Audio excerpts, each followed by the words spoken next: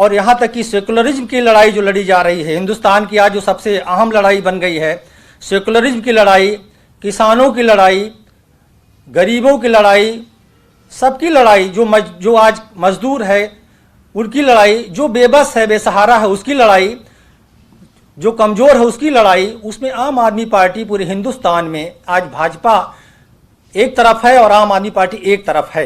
लोगों ने कहना शुरू कर दिया, विकल्प के रूप में आज आम आदमी पार्टी को दिखाई दे रही है हिंदुस्तान में।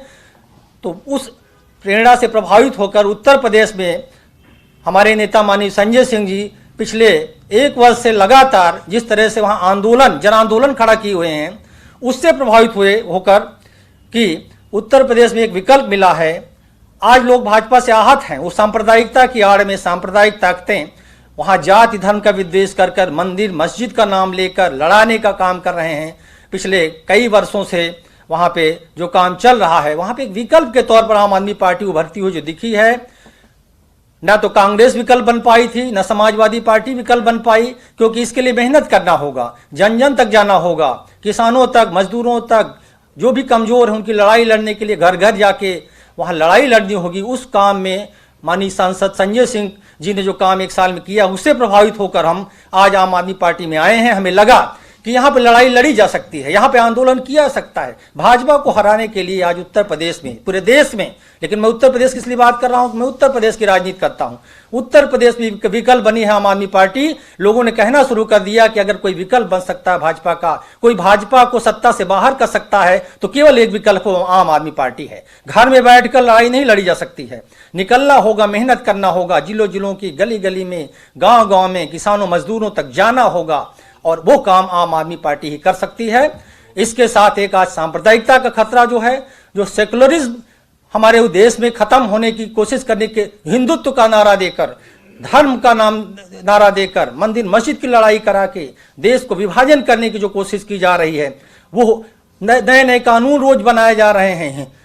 यहाँ पे देश में समस्या क्या है उसको गुमराह करने के लिए, कभी कोरोना के नाम पर, सबसे ज्यादा कोरोना दिल्ली में हो जाता है, भाजपा शासित राज्यों में अमन चैन है बताया जाता है, और आज भाजपा शासित राज्यों में हालत बद से बदतर है। वहां पे आर्थिक स्थिति चरमरा गई है, जो अर्थव्यवस्था -22 पहुंच चुकी है, और जो कभी +10 हुआ करती थी, +9 हुआ करती थी। तो देश की अर्थव्यवस्था पर संकट है, देश की कानून व्यवस्था पर संकट है, हमारी सीमाएं सुरक्षित नहीं हैं, उस पर संकट है। उन सब को गुमराह करने के लिए, उन सबको आंख मूंदने का काम कराई है भारतीय जनता पार्टी ने कि आप लोग आंख बंद कर लीजिए, और देश में कोरोना का संकट ले आए, देश में ऐसी चीजें लाएंगे समय समय पर कि हमको भ्रमित करने का काम कर रही भारतीय जनता पार्टी। उन सब की लड़ाई लड़ने के लिए आम आदमी पार्टी उत्तर प्रदेश में लड़ाई लड़ रही है। और हम आज संकल्प लेते हैं कि आम आदमी पार्टी में शामिल होने के बाद घर घर गांव गांव की लड़ाई को हम एक जन आंदोलन का रूप माननीय सांसद संजय सिंह के नेतृत्व में जो चल रहा है उसको आगे बढ़ाने का काम 24 घंटे मेहनत करके हमको बिल्कुल पूरे तन मन धन के साथ काम करेंगे, लड़ाई लड़ेंगे। हमें उसको लड़ाई आगे बढ़ाकर, सत्ता की लड़ाई आम आदमी पार्टी नहीं लड़ती है, ये हमें विश्वास है। इस लड़ाई विश्वास से प्रेरित होकर आम आदमी पार्टी में आए कि हमें सत्ता नहीं संघर्ष की बात करनी है। जब संघर्ष करेंगे तभी यहाँ के उत्तर प्रदेश के लोगों का कल्याण होगा। बहुजन समाज पार्टी भारतीय जनता पार्टी के साथ मिल चुकी है, पूरा प्रदेश जानता है। समाजवादी पार्टी कभी भी जो नेताजी माननीय मुलायम सिंह जी नेतृत्व में सड़क से संघर्ष, संसद तक का संघर्ष करती रही, वो खोती जा रही है, वो संस्कृति विलीन हो गई है। तो सपा बसपा दोनों की स्थितियां हैं, तो भाजपा को विकल्प कौन बनेगा? कांग्रेस की हालत यह है कि माननीय प्रियंका गांधी जी केवल पिकनिक के रूप में वहां करने जाती हैं, साल में एक बार, 6 महीने में एक बार, और अब सुनाई पड़ रहा है 28 दिसंबर को जाएंगे स्थापना दिवस मनाने, जो कि अभी लंबा समय है। तो वो पिकनिक, सैर सपाटा करने काम कर रहे हैं। तो विकल्प कौन है? विकल्प केवल आम आदमी पार्टी है। तो संक्षिप्त में हम यही बात रखना चाह रहे हैं कि इस विकल्प को मजबूत करते हुए पूरे प्रदेश में संघर्ष करने का काम और आंदोलन, जन आंदोलन खड़ा करने का काम माननीय सांसद संजय सिंह के नेतृत्व में, माननीय केजरीवाल जी के नेतृत्व में जो भी होगा, जो निर्देश प्राप्त होंगे हमको, उसको, उस मुहिम को आगे बढ़ाने में कोई कोर कसर नहीं रखेंगे, लड़ाई लड़ेंगे। धन्यवाद। इसके अलावा एक बहुत ही महत्वपूर्ण मामला सामने आया है, घोटाला सामने आया है, जो आप लोगों के साथ मैं शेयर करना चाहूंगा।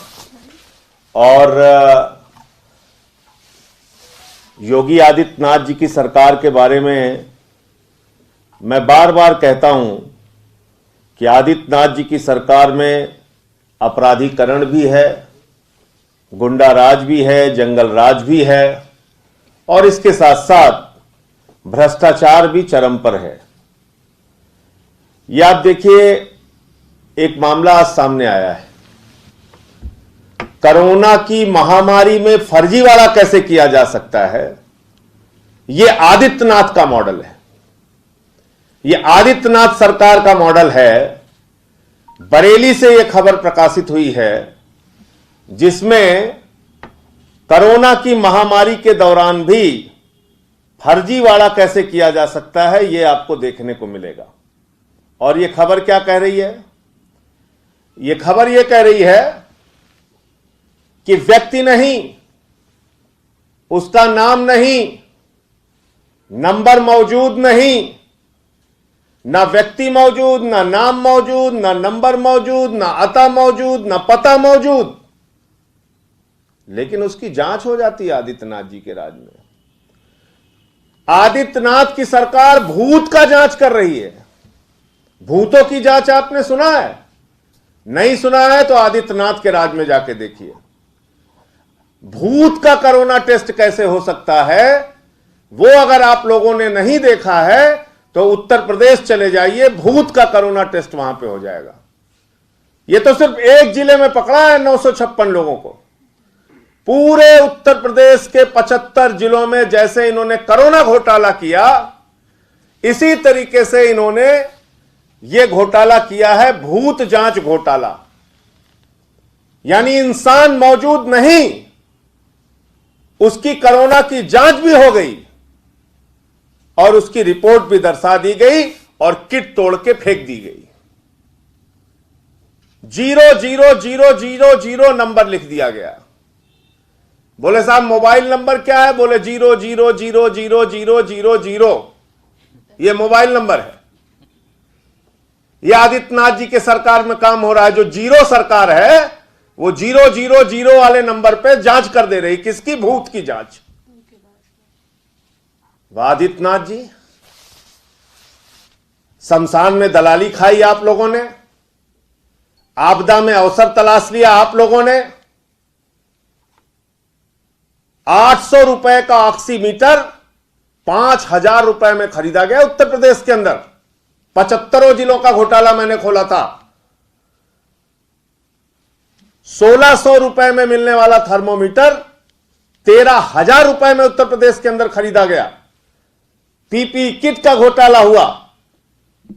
हेमाटोलॉजी एनालाइजर जो 1.5 लाख रुपए का जेम पोर्टल पे है, वो 3,30,000 रुपए में आदित्यनाथ की सरकार ने खरीदा। और जब हम लोगों ने इस पर सवाल उठाया तो एक एसआईटी बना दी गई।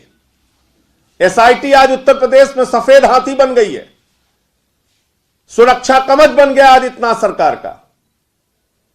कोई भी मामला हो उसमें एसआईटी बना दो, निकलना कुछ नहीं है उस एसआईटी से। अब मैं तो कह रहा हूं आदित्यनाथ जी से, शिक्षक भर्ती घोटाले में आपने एसआईटी बनाया, कुछ नहीं निकला। कोरोना के किट के घोटाले में आपने एसआईटी बनाया, कुछ नहीं निकला। इंद्रकांत त्रिपाठी मामले में आपने एसआईटी बनाया, कुछ नहीं निकला। आपने कानपुर कांड में एसआईटी बनाया, आपने हाथरस कांड में एसआईटी बनाया। तो इन एसआईटीज में क्या निकला है, कितना उसका परिणाम सामने आया है, इसकी जांच करने के लिए एक एसआईटी बना दीजिए। अब सारे एसआईटी का परिणाम क्या है, इसकी जांच करने के लिए एक एसआईटी बना दीजिए आप। ना किसी को जेल हुई, ना किसी को रिकवरी हुई, ना किसी के खिलाफ कोई कार्रवाई हुई, ना किसी पे कोई एफआईआर हुआ। कोरोना की जांच हो रही है, एसआईटी बन गई। इसकी जांच कौन करेगा? जो भूत जांच घोटाला किया है आपने। क्या कहते हैं? कहते हैं उत्तर प्रदेश में सब चंगा है आदित्यनाथ जी के राज में। अब सब चंगा कैसे है ये पता चल गया।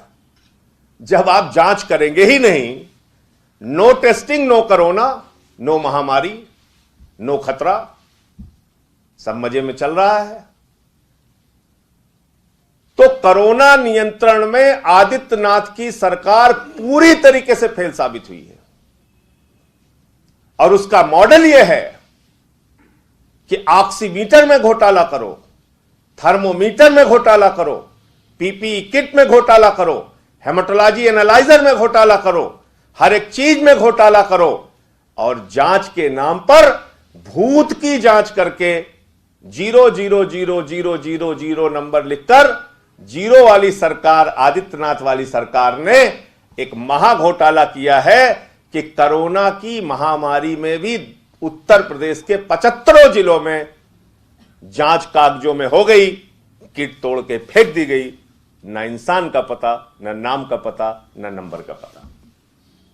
तो ये आप लोगों के सामने मुझे रखना था कि आदित्यनाथ जी का कोरोना से लड़ने का उत्तर प्रदेश में मॉडल क्या है। अब आप लोगों के कोई प्रश्न हो तो आप पूछ सकते हैं। इसमें सिर्फ एक जिले की घटना है, लेकिन ये 75 जिलों में कांड हुआ है।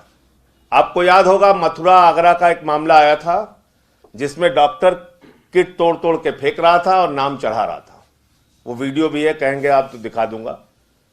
उसमें नाम लिखकर चढ़ा दिया गया और जांच हो गई आपकी। ना आपका पता, ना नंबर का पता, ना नाम का पता, इंसान मौजूद नहीं। तो ये भूत जांच घोटाला आदित्यनाथ जी के राज में सामने आया है। मैं चाहूंगा कि आज आदित्यनाथ जी से आप लोग सवाल कीजिए, उनसे पूछिए कि क्या आप ऐसे कोरोना से, महामारी से लड़ेंगे? ये आप कर रहे हैं? इंसानियत को, मानवता को शर्मसार कर रहे हैं। मानव जाति के इतिहास में जो सबसे बड़ा संकट आया उसके साथ इस तरह से आप खिलवाड़ कर रहे हैं। कोई सरकार ऐसा कर सकती है? इसमें उन्होंने एक आदेश जारी कर दिया, 3000 लोगों की जांच प्रतिदिन करो।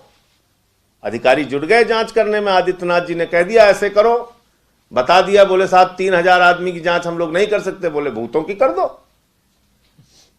तो भूतों की कर दिया। तो इसलिए इसको आप लोग देखिए, ये बहुत गंभीर मामला है कि किस तरह से इंसान की जिंदगी के साथ और कोरोना की महामारी में आदित्यनाथ की सरकार खिलवाड़ कर रही है। वो उस तरह से नहीं है। मुझे शुरू से लेके आज तक 13,000 रुपए वाला थर्मोमीटर खरीद के आप दिखा दीजिए। पहले दिन सबसे कोरोना शुरू हुआ तब से लेके आज तक, मैं आज तक की बात कर रहा हूं, आदित्यनाथ जी से एक रेट दिखवा लीजिए आप जिसमें 13,000 का थर्मोमीटर मिला हो। एक रेट दिखवा दीजिए आप, मैं अपने सारे आरोप वापस ले लूंगा। आप ऐसे झूठ बोलते हैं, खुलेआम झूठ बोलते हैं। अरे भाई, ऑक्सीमीटर तो 300-300, 400-400 रुपए में मिल रहा है। मैं तो कह रहा हूं चलो सरकारी रेट 800 रुपए मान लो, 5,000 में आपने खरीदा है उसको, 5,000 में खरीदा है, और 1,600 रुपए में थर्मोमीटर मिल रहा है। चलो जब बहुत महंगा रहा होगा तो 3,000 का रहा होगा, शुरुआत में रहा होगा मान लिया 5,000 का रहा होगा। 13,000 का कब था मुझे दिखा दीजिए आप। और कब ऑक्सीमीटर 5,000 का था? शुरू से लेकर आज तक मैं पूछ रहा हूं। चलिए आज तो डाउन हो गया, उनकी बात आप कह रहे हैं। जब ये खरीदारी हुई तो 5,000 और 13,000 में कहां मिलता था ऑक्सीमीटर और थर्मोमीटर? मुझे दिखा दीजिए आप। ये शमशान में दलाली खाने वाले लोग हैं, आपदा में अवसर तलाशने वाले लोग हैं, जो मैं पहले दिन से कह रहा हूं। वो बात फिर से दोहरा रहा हूं। देखिए, देश के किसानों की दीपावली बर्बाद करके मोदी जी अगर सोच रहे हैं कि वो दीपावली का पर्व मनाएंगे, तो जिन किसानों के घरों में आज अंधेरा है, जो किसान अपने फसल का दाम पाने के लिए इस ठंड के महीने में पानी की बौछार झेल रहा है, लाठियां खा रहा है, आंसू गैस के गोले बर्दाश्त कर रहा है, सड़कें खुदवा दे रहे हो आप, मुकदमे लिख रहे हो उनके ऊपर, लाठियों से पीट रहे हो, उसकी क्या दीपावली रह गई? और देव दीपावली, देवता भी देख रहा है कि किस तरह से आप दीपावली का मजाक उड़ा रहे हैं। किसान के घर का दिया बुझा के किसान के घर में लोग मर रहे हैं। देश का किसान आत्महत्या करने के लिए मजबूर है, कर्ज के तले दबा हुआ है, उसको फसल का दाम नहीं मिल रहा है। सड़क पर आंदोलन करने पे उसको पीटा जाता है। एक किसान की कल मौत भी हो गई। एक किसान आंदोलन में बैठे थे, उनके बेटे सुखबीर सिंह जी सीमा पर शहीद हो गए। किसान आंदोलन में है, बेटा सीमा पर शहीद हो रहा है। और प्रधानमंत्री जी कभी हैदराबाद नौटंकी करने चले जाते हैं, कभी बनारस चले जाते हैं, कभी उनके मुख्यमंत्री निगम के प्रचार में चले जाते हैं, कभी देश के गृह मंत्री निगम के प्रचार में। उनके लिए निगम का प्रचार जरूरी है, देश के करोड़ों किसानों का दर्द जरूरी नहीं है, देश के करोड़ों किसानों की तकलीफ जरूरी नहीं है। देखने को मिल रहा है जो महंगाई देखें उसको क्या कहेंगे? मैंने आपको क्या कहा था, आप मेरी बात को याद कर लीजिए। मैंने कहा था ये 3 बिल, और पार्लियामेंट में मैंने इसके लिए माइक जब तोड़ा था तो मुझे निलंबित किया गया। आज तो आप किसानों की हड्डियां तोड़ रहे हैं, आपकी सरकार को कौन निलंबित करेगा? तब तो भाजपाई बहुत रो रहे थे कि माइक तोड़ दिया संजय सिंह ने। जो बूढ़े बुजुर्ग किसानों को आप उन लाठियों से पीट के उनकी हड्डियां तोड़ दे रहे हैं, आपकी सरकार को कौन निलंबित करेगा? महंगाई, कालाबाजारी, जमाखोरी को बढ़ावा देने वाला यह बिल है। कैसे? आपने इसमें लिख दिया असीमित भंडारण की छूट, यानी सस्ते में आलू, सस्ते में प्याज, सस्ते में फल, सस्ते में सब्जी, सस्ते में गेहूं, सस्ते में चावल, सस्ते में दाल, सस्ते में मक्का किसान से बड़े बड़े पूंजीपति खरीदेंगे, उसको बड़े बड़े भंडारण में, स्टोरेज में अंदर रखेंगे, और जब बाजार में उसकी कमी हो जाएगी तो महंगे दामों में उसी किसान के बेटे को बेचेंगे। यह है इस बिल में लिखा। इस बिल में एमएसपी नाम का एक शब्द भी कहीं नहीं लिखा। कहते हैं प्रधानमंत्री जी ने भाषण दे दिया इसलिए आप लोग मान लीजिए कि एमएसपी मिल जाएगी। अरे भाई, प्रधानमंत्री जी ने तो कहा था 2 करोड़ रोजगार मिलेगा, फिर कह दिया जुमला है। प्रधानमंत्री जी ने कहा था जीएसटी से आजादी मिलेगी, फिर कह दिया जुमला है। प्रधानमंत्री जी ने कहा था खाते में 15 लाख आएगा, फिर कह दिया जुमला है। प्रधानमंत्री ने कहा था कि हम देश की अर्थव्यवस्था को मजबूत करेंगे, काला धन लाएंगे, फिर कह दिया जुमला है। अब अगर आपने कानून में एमएसपी नहीं लिखा, कल को आप कह देंगे वो तो जुमला था। तो किसान पे हमला और बोलो जुमला। तो तुम्हारे जुमलों में लोग आने वाले नहीं हैं। आप उसमें दिखाइए कि बिल के अंदर कहां पर एमएसपी की गारंटी लिखी हुई है, क्योंकि अगर किसी किसान को एमएसपी नहीं मिलेगी, वो जज के सामने जाएगा तो जज साहब पूछेंगे कि आप बताइए बिल में कहां एमएसपी की गारंटी लिखी हुई है, कहां न्यूनतम समर्थन मूल्य की गारंटी लिखी हुई है। किसान अगर कहेगा जज साहब आपने नहीं सुना, प्रधानमंत्री जी ने बहुत अच्छा भाषण दिया था, तो उनकी याचिका को पकड़ेंगे, उठा के कूड़ेदान में डाल देंगे। बिल से एमएसपी मिलती है, कानून से एमएसपी मिलती है। मोदी जी के भाषण से एमएसपी नहीं मिलती। मोदी जी तो भाषण बहुत अच्छा दे लेते हैं, वो तो अंतर्राष्ट्रीय, वो तो नाले गैस से चाय भी बनवा देते हैं। उनकी तो लीला अपरंपार है। थाली बजवा के कोरोना मिटा देते हैं, आपको 9 मिनट अंधेरे में रख के कोरोना दूर कर देंगे। उनका तो खैर वो तो भगवान है, वो तो कुछ भी कर सकते हैं। लेकिन फिलहाल बिल में जब तक नहीं रहेगा तब तक एमएसपी नहीं मिलेगी।